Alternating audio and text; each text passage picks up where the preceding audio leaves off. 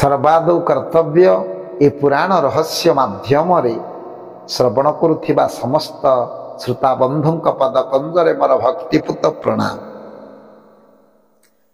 आज ये पुराण रहस्य माध्यम जड़े आदर्श मां को मु आपण मान निकट को आनी देखंतु ए महाभारत रे जड़े आदर्श मां थिले केमिति तांकर पराकाष्ठा केमिति तांकर न्याय से महाभारतर पुराना पृष्ठा को मोलटौ भगवत गीता मध्य प्रमाण दैचंती धर्म क्षेत्रे कुरुक्षेत्रे समवेता जुजुत्सव मामका पांडवश्चैव किम कुरुवंत संजय।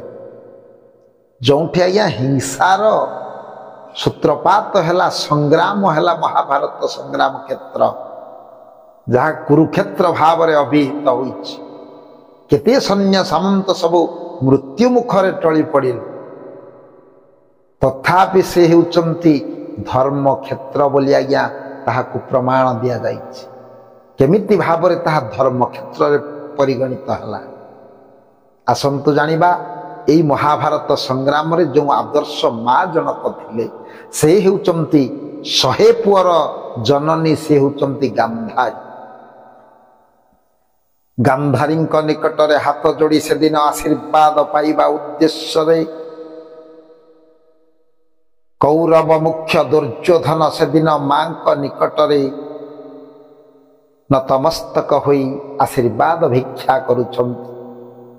जननीर पदे नत करी शिर मारे मागे कुरु चूड़ामणि शत्रु सैन्य पादे दली आसे भिक्षा दियो जननी। से दिन मान गोविंद दुर्योधन मां निकटरू टिके आशीर्वाद पाइबा पाई जेतेबेले मां पदरे शरण पशिछंती हाथ जोड़ी मां निकटरू आशीर्वाद ने। इति अवसर रे धर्मराज युधिष्ठिर से मध्य बड़ मां गांधारी निकट को जेतेबेले आशीर्वाद आनिबा पाई जाइछंती हाथ जोड़ी देले धर्मराज युधिष्ठिर डाकिले मां मते आशीर्वाद प्रदान करंतु राति पाहिले महाभारत संग्राम ये धर्म युद्ध ये न्याय युद्ध रे जेमिति भाव रे तम आशीर्वाद बल रे मो संग्राम को अतिक्रम करि जीवी। से दिन जय बोली मध्य धर्मराज युधिष्ठिर कहिले ना मो कर्तव्य संपादन करी ये संग्राम को मु निश्चित अतिक्रम करी। हाथ जोड़ी गांधारी निकट रे धर्मराज युधिष्ठिर टिके आशीर्वाद भिक्षा करुछंती मां गांधारी निकट। निज पुओ मान गोविंद दुर्योधन कौरव मुख्य दुर्योधन मध्य मां निकट रे हाथ जोड़ी टिके आशीर्वाद पाइबा पाई। हेले देखंतु केमितिका मार हृदय प्रकृत रे न्यायर प्रतीक हेउचंती आदर्श मां हेउचंती ये महाभारत रे से हेउचंती मां गांधारी आदर्श कथा को आज निदर्शन करे।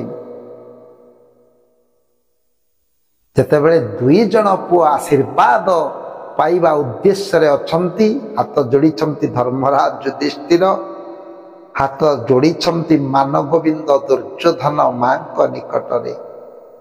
हेले एतिकी बेले शतप्रुत भाव रे से दिन गांधारी मुखरु बाहरिला अक्षय हेउ पुण्य जगते धर्मर हेउ जय।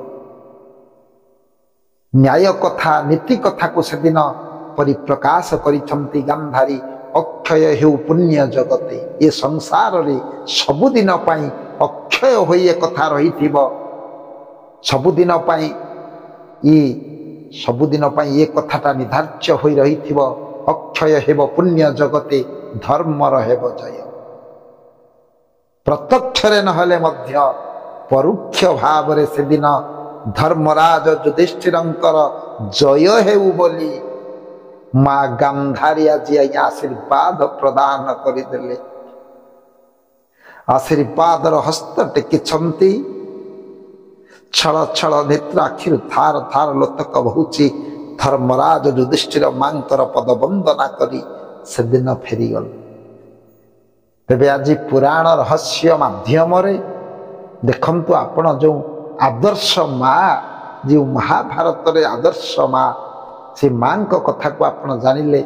ଅକ୍ଷୟ ହେଉ ପୁଣ୍ୟ ଜଗତେ, ଧର୍ମର ହେଉ ଜୟ। ଆଶୀର୍ବାଦ ପ୍ରଦାନ କରିଛନ୍ତି। ଧନ୍ୟ ଧନ୍ୟ ତମେ ମା ଗାନ୍ଧାରୀ, ଯିଏ ପୁରାଣ ରହସ୍ୟ ମାଧ୍ୟମରେ ସୁନ୍ଦର କଥାବସ୍ତୁଟେ ମୁଁ ଉପସ୍ଥାପନ କଲି। ପ୍ରକୃତରେ କେମିତିକା ଏ ଆଦର୍ଶ ମା, ଆଜି ମାର ଆଦର୍ଶ ଦେଖାଇଛନ୍ତି ଆଜି ଗାନ୍ଧାରୀ, ଏ କଥାବସ୍ତୁକୁ ମୁଁ ବିଶ୍ରାମ ଦେଉଛି। ପରବର୍ତ୍ତୀ ଅଧ୍ୟାୟରେ ଆଉ ଗୋଟିଏ ସୁନ୍ଦର କଥାବସ୍ତୁ ନେଇ ଏ ପୁରାଣ ରହସ୍ୟ ମାଧ୍ୟମରେ ଆପଣମାନଙ୍କ ଆଗରେ ମୁଁ ଉପସ୍ଥାପନ କରି। ସର୍ବେ ଭବନ୍ତୁ ସୁଖୀନୋ, ସର୍ବେ ସନ୍ତୁ ନିରାମୟା, ସର୍ବେ ଭଦ୍ରାଣି ପଶ୍ୟନ୍ତୁ, ମା କୋଚିତ୍ ଦୁଃଖ ଭାଗ ଭବେତ୍। ଓಂ ଶାନ୍ତି, ଓಂ ଶାନ୍ତି, ଓಂ ଶାନ୍ତି।